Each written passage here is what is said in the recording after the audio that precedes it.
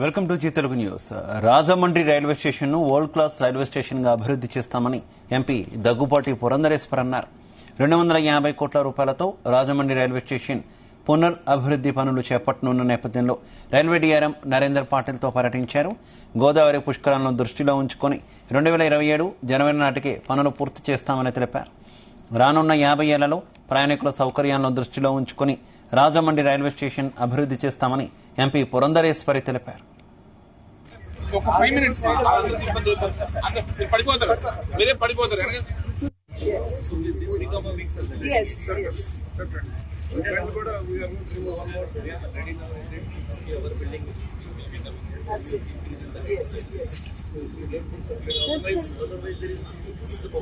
Yes. We don't have any space. That is exactly what we were saying. 95,000 నుండి 1,00,000 మంది వరకు కూడా ఈ స్టేషన్ కి వచ్చేటువంటి అవకాశం ఉంటుంది అని చెప్పి వారి దగ్గర ఉన్నటువంటి సర్వే అంచనా. కనుక ఆ యొక్క ఫుట్ఫాల్ ని దృష్టిలో పెట్టుకుని ఈ స్టేషన్ ని అంత అద్భుతంగా తీర్చిదిద్దాలి అనేటువంటి ఆలోచన సంకల్పం మా అందరికి ఎలా ఉందో అదే విధంగా అశ్విని వైష్ణవ్ గారికి డిఆర్ఎఫ్ గారికి కూడా ఉన్నటువంటి సంకల్పం అది. ఇది కేవలం ఆధునీకరణ మాత్రమే కాకుండా ఇక్కడికి వచ్చేటువంటి ప్రయాణికులకి అన్ని సౌకర్యాలు, పైన ఒక ప్లాజా ఉంటుంది, ప్లాజాలో వెయిటింగ్ రూమ్ మాత్రమే కాకుండా వారికి ఏమైనా ఒక క్యాఫెటీరియా అవకాశం కూడా అక్కడ కల్పించేటువంటి అవకాశం ఉంటుంది. అదే విధంగా 2 ఫుట్ ఓవర్ బ్రిడ్జ్లు వస్తాయి.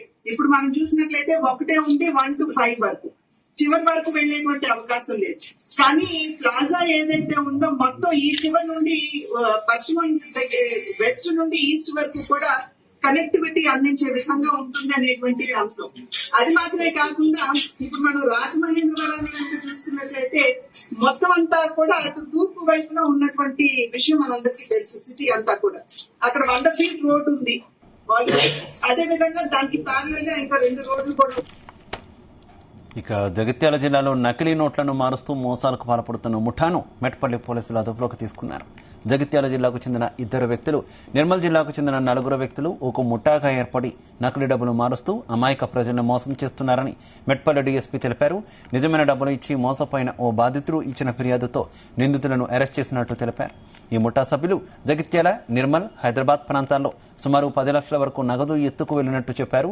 నిందితుల నుంచి ఒక కారు, ఒక బైకు, 14 నకిలీ నోట్ల కట్టలను స్వాధీనం చేసుకుని రిమాండ్కు తరలించినట్టు తెలిపారు డీఎస్పీ.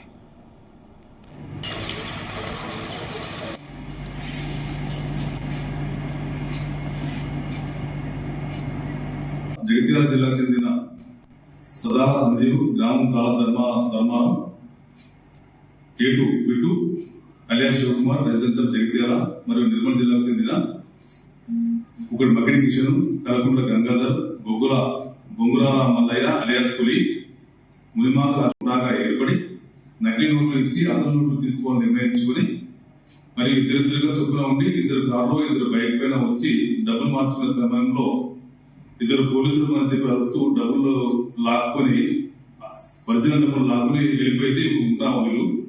ఈ ముఠా వాళ్ళు దాదాపు సంవత్సరం నుండి 6 హైదరాబాద్ లో 3, ధర్మపురంలో 1, కరీంనగర్ లో 1, చిన్నారంలో 1, జగిత్యాలలో 1 నమ్మించి అసలు డబ్బులు తీసుకుందామని దాదాపు 10 లక్షల రూపాయల వరకు లాక్కొని వెళ్ళడం జరిగింది. అలాగే తేదీ 1/8/24 రోజున రాత్రి పెద్దలందు వద్ద దాబా యజమాని అయినటువంటి రాజేంద్ర దగ్గర 1 లక్ష రూపాయలు తీసుకుని వస్తే నకిలీ 5 లక్షల రూపాయలు ఇస్తానని నమ్మించగా అతను 1 లక్ష రూపాయలు తీసుకొని రావడం జరిగింది. దగ్గర నుంచి 1 లక్ష రూపాయలు లాక్కుని ఇవ్వడం జరిగింది.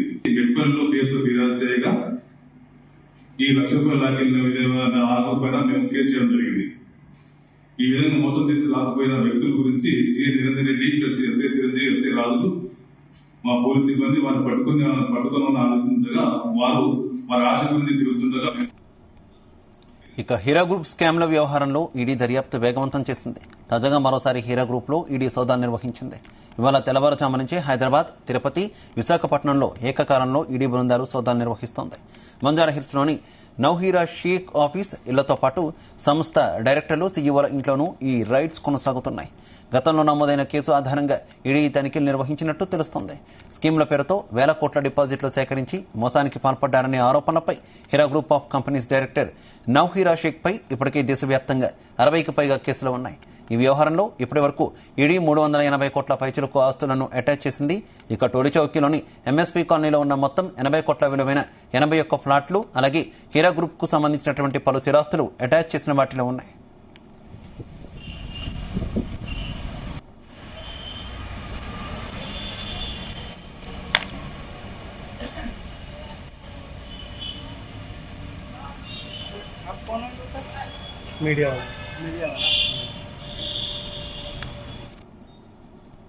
పెట్రోల్ బంకుల్లో పనిచేస్తున్న సిబ్బంది, ఉద్యోగులను టార్గెట్ చేసుకుని సైబర్ నేరాలకు పాల్పడుతున్న 5 సభ్యుల ముఠాను నల్గొండ జిల్లా మిర్యాలగూడ పోలీసులు అదుపులోకి తీసుకున్నారు.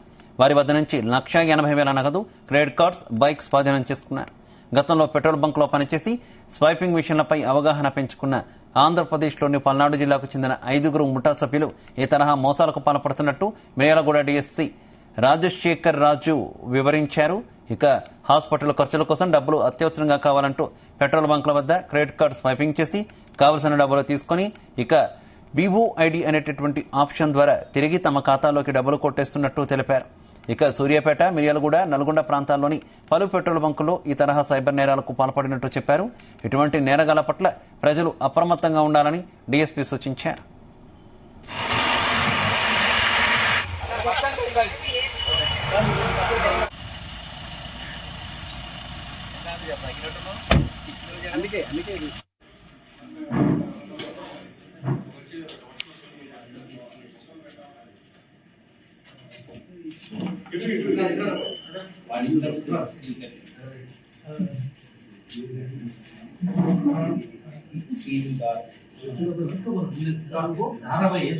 Miryalaguda division, Miryalaguda rural circle, Vemulapalli పోలీసులు ఈ పెట్రోల్ బంకుల్లో స్వైపింగ్ మిషన్ ఆధారంగా చీట్ చేసి దొంగతనాలు చేసేటటువంటి ఒక పల్నాడు జిల్లాకు సంబంధించిన 5 గ్యాంగ్ని పట్టుకోవడం జరిగింది.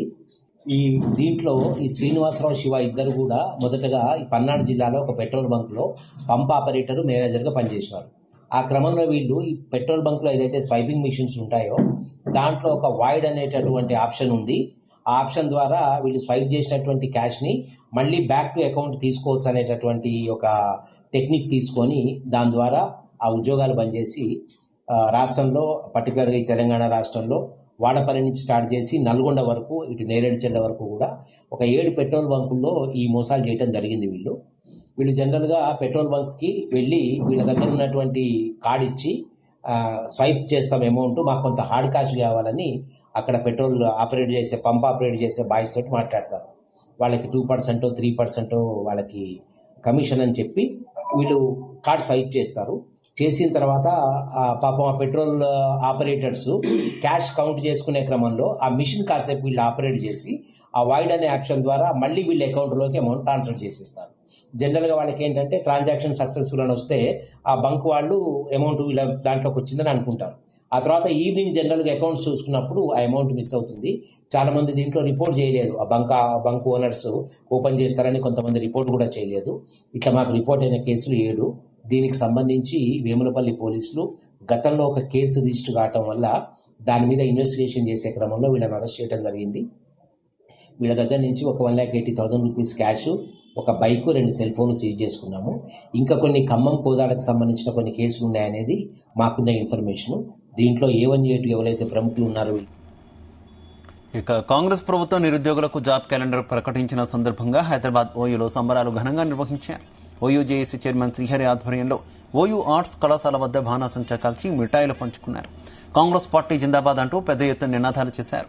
నిరుద్యోగులకు జాబ్ క్యాలెండర్ ప్రకటించిన సందర్భంగా సీఎం రేవంత్ రెడ్డికి, రాష్ట్ర ప్రభుత్వానికి నిరుద్యోగుల తరపున ప్రత్యేక కృతజ్ఞతలు తెలిపారు. బీఆర్ఎస్ పార్టీ 10 సంవత్సరాలు అధికారంలో ఉండి నిరుద్యోగులతో చెలగాటం ఆడుకుందని మండిపడ్డారు.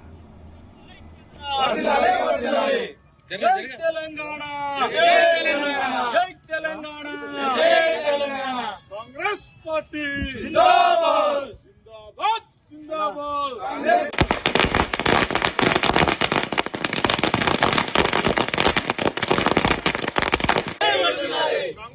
పార్టీ జిందాబాద్ జిందాబాద్ జిందాబాద్ కాంగ్రెస్ పార్టీ జిందాబాద్ రేవంత్ రెడ్డి గారి నాయకత్వం వర్ధిల్లాలి వర్ధిల్లాలి. నిన్న ఏదైతే అసెంబ్లీలో నిరుద్యోగుల పక్షాన యావత్ తెలంగాణ 30 లక్షల మంది నిరుద్యోగుల పక్షాన రేవంత్ రెడ్డి గారి ప్రభుత్వం, అదేవిధంగా భట్టి విక్రమార్క గారు, ఉత్తమ్ కుమార్ రెడ్డి కావచ్చు, తెలంగాణ కేబినెట్ మొత్తానికి ఉస్మానియా యూనివర్సిటీ జేఏసీ తరపున, నిరుద్యోగుల తరపున, విద్యార్థుల తరపున కాంగ్రెస్ ప్రభుత్వానికి ప్రత్యేక ధన్యవాదాలు తెలియజేస్తా ఉన్నాం. ఈ రోజు ఏదైతే ఎన్నికల మేనిఫెస్టోలో జాబ్ క్యాలెండర్ రిలీజ్ చేస్తామని చెప్పేసి రేవంత్ రెడ్డి గారు చెప్పిర్రు, ఆ మాటను నిలబెట్టుకున్నందుకు ఉస్మానియా యూనివర్సిటీ తరఫున ప్రత్యేక ధన్యవాదాలు తెలియజేస్తా ఉన్నాం.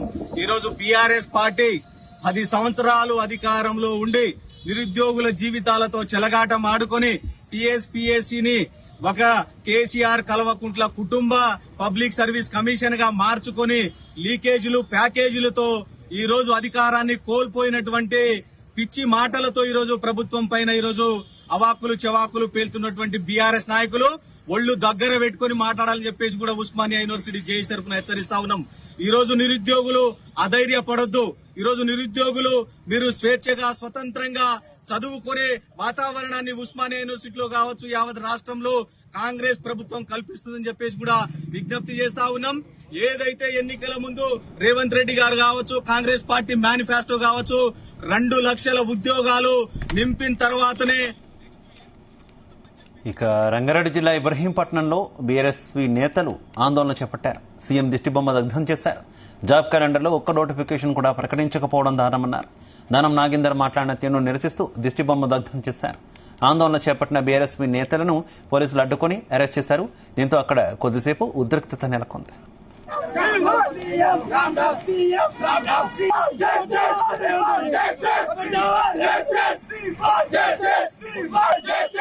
రేవంత్ రెడ్డి గారు జాబ్ క్యాలెండర్ రిలీజ్ చేసిరు. మరి వారు చేసినటువంటి ఆ జాబ్ క్యాలెండర్ నిరుద్యోగులకు పూర్తిగా వాళ్ళకి నమ్మకం లేకుండా పోయింది. వాళ్ళని నమ్మించి వాళ్ళని మభ్యపెట్టి ఎన్నికలలో మరి నిరుద్యోగులకు అండగా ఉంటాము, సంవత్సరానికి 2 లక్షల ఉద్యోగాలు 2 లక్షల ఉద్యోగ నోటిఫికేషన్ వేస్తామని హామీ ఇచ్చి ఆ హామీని తుంగలో దొక్కి మభ్యపెట్టి ఓట్లేపించుకొని ఈనాడు ఆ నిరుద్యోగులను మోసం చేస్తూ జాబ్ క్యాలెండర్ రిలీజ్ చేయడం జరిగింది. జాబ్ క్యాలెండర్ రిలీజ్ చేస్తూ ఏ ఒక్క డిపార్ట్మెంట్ లో ఎన్ని నోటిఫికేషన్లు ఉన్నాయనేది కూడా తెలపకుండా ఈ ఉద్యోగ నోటిఫికేషన్ వేయడం ఇది విడ్డూరంగా ఉందని నేను తెలియజేస్తా ఉన్నా. బిడ్డ రేవంత్ రెడ్డి, నిరుద్యోగుల పక్షాన మా విద్యార్థి భాగం నిరంతరం ఉంటుంది. ఉద్యోగ నోటిఫికేషన్ వచ్చేంత వరకు ఈ ఉద్యమాన్ని మరింత ఉధృతం చేస్తామని నేను తెలియజేస్తా ఉన్నా. రేవంత్ రెడ్డి గారు ఇసుక అక్రమంగా తరలిస్తున్న టీడీపీ నాయకుల ట్రాక్టర్లు సీజ్ చేశారని టీడీపీ నాయకులు ధర్నాకు దిగారు. పొలంనేరు పోలీస్ స్టేషన్ పరిధిలో ఈ ఘటన జరిగింది. పెద్ద ఎత్తున అక్కడికి చేరుకున్న టీడీపీ శ్రేణులు సీఐ చంద్రశేఖర్కు వ్యతిరేకంగా నినాదాలు చేశారు. డీఎస్పీ రావాలని డిమాండ్ చేశారు. టీడీపీ నాయకులు కార్యకర్తలకు వ్యతిరేకంగా సీఐ వ్యవహరిస్తున్నారని ఆరోపించారు. అధికార పార్టీ కార్యకర్తలకే రక్షణ లేకుండా పోయిందని మండిపడ్డారు.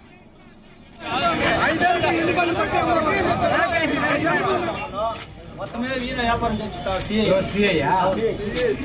మనకేదన్నా ఇంటికి కావాలంటే 10,000 20,000 అడుగుతాడు బండికి. ఆయన ఏమన్నా 30,000 40,000 బండికి ఇచ్చేస్తే ఏటికైనా తోలుకోవచ్చు, బెంగళూరు పోవచ్చు, బలం మీద తోలుకోవచ్చు, ఏడైనా తోలుకోవచ్చు, ట్రిప్పర్లు కూడా వేసుకోవచ్చు. మొత్తం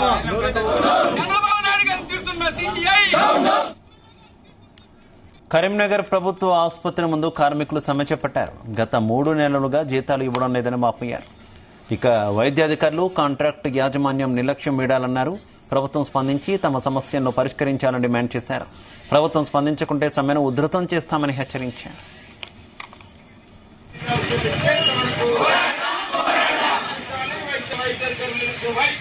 ప్రభుత్వ హాస్పిటల్లో sanitation, patient care, security guards దాదాపు 250 నుంచి 60 మంది కార్మికులు పనిచేస్తున్నారు. గత 2 మాసాలుగా పెండింగ్ జీతాలు ఇవ్వాలని చెప్పేసి అనేక దఫాలుగా వైద్యాధికారులను, ఏజెన్సీ సంస్థ కాంట్రాక్టర్ వారిని అడగడం జరిగింది, ధర్నాలు చేయడం జరిగింది, సమ్మె చేయడం జరిగింది, టోకెన్ సమ్మె చేయడం జరిగింది, వినతి పత్రాలు ఇవ్వడం జరిగింది. అయినా కూడా పెండింగ్ జీతాలు ఇవ్వడంలో అధికారులు, కాంట్రాక్టరు నిర్లక్ష్యం చేయడం వల్లనే చివరికి మేము హైదరాబాద్లోని వైద్య విద్యా సంచాలకులు డిఎంఈ డాక్టర్ వాణి గారిని కూడా కలవడం జరిగింది. కలిసి మా పెండింగ్ జీతాల మీద దరఖాస్తు ఇవ్వడం జరిగింది. 2 రోజుల్లో జీతాలు వస్తాయని చెప్పారు. మేము జూలై 10వ తారీఖు నాడు పెండింగ్ జీతాలు ఇవ్వాలని చెప్పేసి, అదేవిధంగా కార్మికులందరికీ గుర్తింపు కార్డులు, ఐడి కార్డులు ఇవ్వాలని, పెండింగ్ పిఎఫ్ డబ్బులు కార్మికుల ఖాతాలో జమ చేయాలని, అదేవిధంగా ఇతర ఈఎస్ఐ సౌకర్యం కల్పించాలని, ఉద్యోగ భద్రత కల్పించాలని, ఇట్లాంటి అనేక అంశాల మీద సమ్మె నోటీస్ ఇవ్వడం జరిగింది. సమ్మె నోటీస్ ఇచ్చిన తర్వాత 24 తారీఖు నాడు సమ్మెలోకి పోతామని చెప్పినాం. అప్పుడు వాణి గారి మేడం, డిఎంఈ వాణి గారి మేడం 2-3 రోజుల్లో జీతాలు పడతాయని చెప్పారు.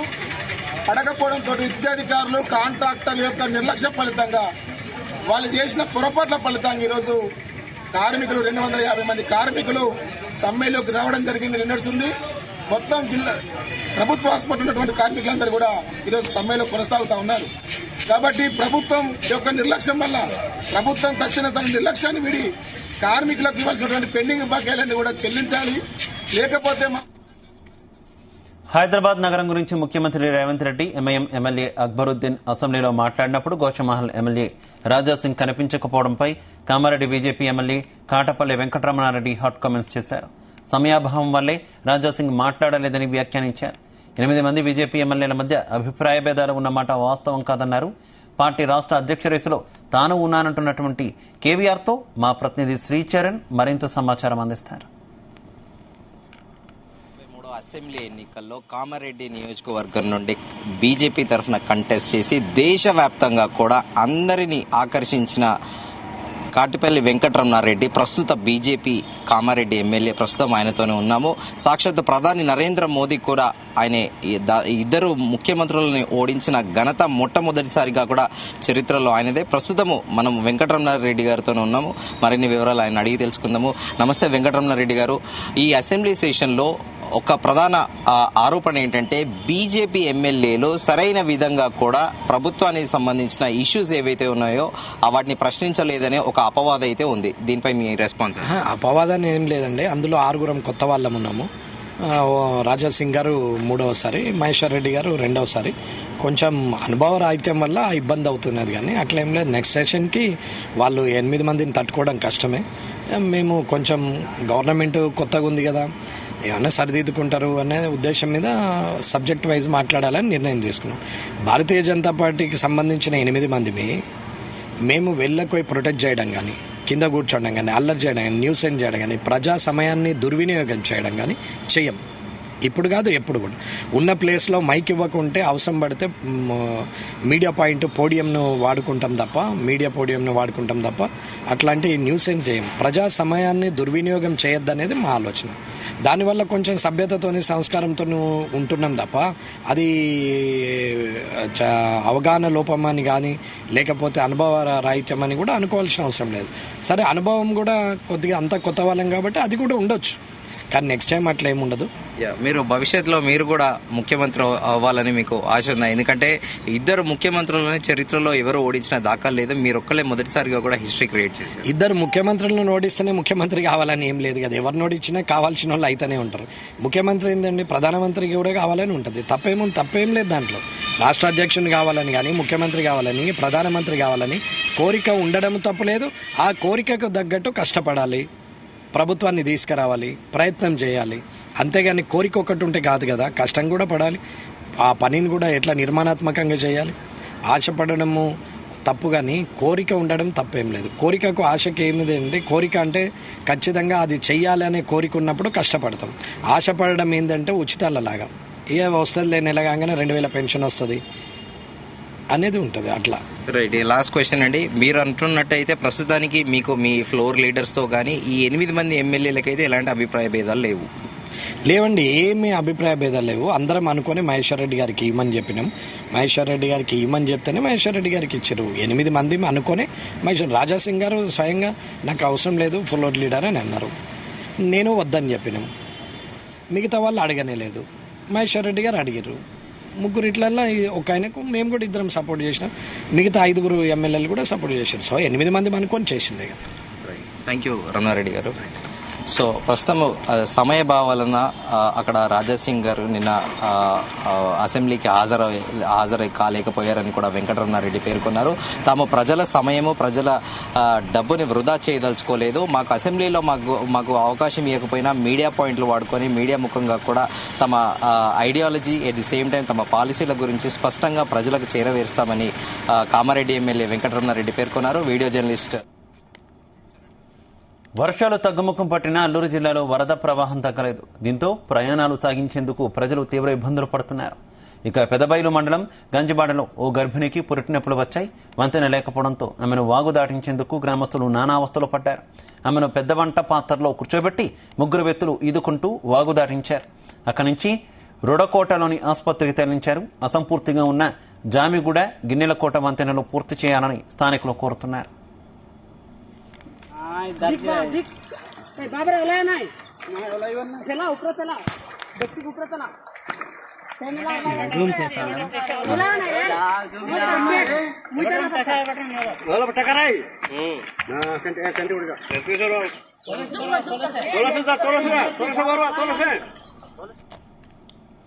రాజన్న సిరిసిల్ల జిల్లా వేములవాడ శ్రీ రాజరాజేశ్వర స్వామి వారి ఆలయంలో మహాలింగార్చన వైభవంగా నిర్వహించారు. మాస శివరాత్రి సందర్భంగా ఆలయంలో స్వామివారికి మహాన్యాసపూర్వక రుద్రాభిషేకం, ఆలయ అద్దాల మండపంలో మహాలింగార్చన చేపట్టారు. పెద్ద సంఖ్యలో తరలివచ్చిన భక్తులు స్వామివారిని దర్శించుకుని మొక్కులు చెల్లించుకున్నారు.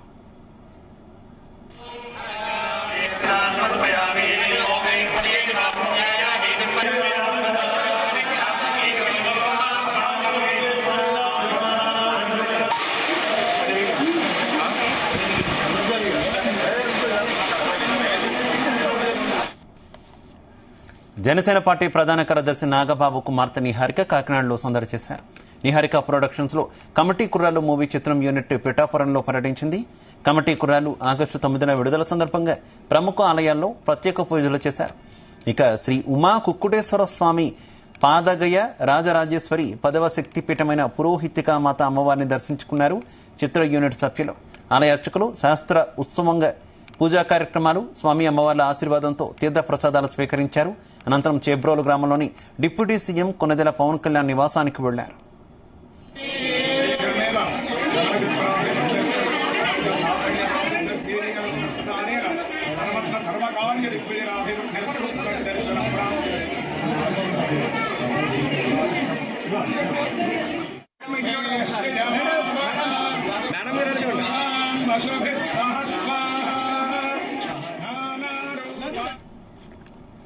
హయత్ నగర్ లో హీరోయిన్ నభా నటేష్ సందడి చేసింది. రిలయన్స్ స్టోర్ కు నభా నటేష్ రావడంతో ఆమెను చూసేందుకు భారీగా అభిమానులు తరలివచ్చారు. మీట్ అండ్ గ్రీట్ లో పాల్గొన్న వారికి హీరోయిన్ నభా సంతకం చేసినటువంటి వస్తువులను అందించారు నిర్వాహకులు.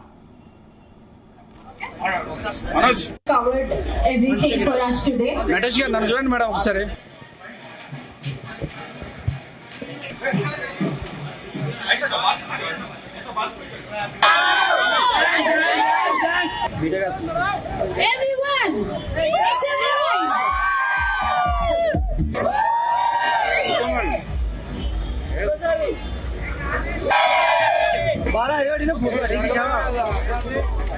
రిలాక్స్ డిజిటల్ నుంచి ఆల్మోస్ట్ 2 years నుంచి నా రిలేషన్షిప్, వర్కింగ్ రిలేషన్షిప్ జరుగుతుంది. చాలా చాలా హ్యాపీగా ఉంది. I been relax digital for 2 years now. It's been an absolute pleasure working with them, and Hayath Nagar లో ఈ స్టోర్ లాంచ్ చేయడం నాకు చాలా చాలా హ్యాపీగా ఉంది. They have like amazing happening collections అని చెప్పొచ్చు. ఇప్పుడు మొత్తం గ్యాసెస్ లోనే మనం అంతా జీవితం జరుగుతుంది. So they have everything, every possible amazing collection, all the latest electronic items and all the updated versions of all your school mobiles to music players to speakers to everything. నాకైతే చాలా చాలా చాలా నచ్చుతుంది ఇక్కడ వచ్చి షాపింగ్ చేయడానికి. I hope you guys also will enjoy coming here and shopping and have fun. That's all. Yeah. So Reliance Reliance అంటే జనాల కోసం జనాలకి ఏమేమి నచ్చుతుందో అని they know what people want and they deliver it to people. And I think that's why people love Reliance also, the brand itself that much. తర్వాత స్వయంభూ జరుగుతుంది, అది కూడా పెద్ద periodic movie. Nikhil TV bulletin updates. నమస్తే.